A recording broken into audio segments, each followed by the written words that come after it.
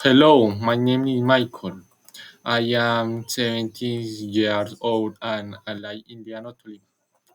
I am studying at UNAT and I like football, anime, and learning new things.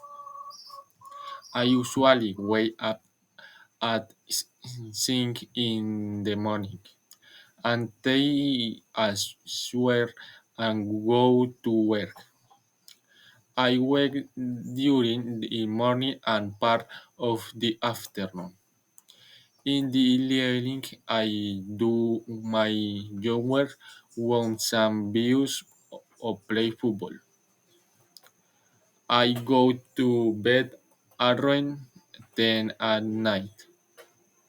What people are doing and worrying.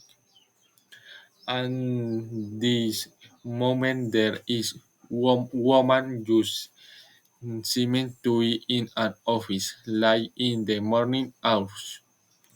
She's talking on the phone, possibly as we're call or recording some activity.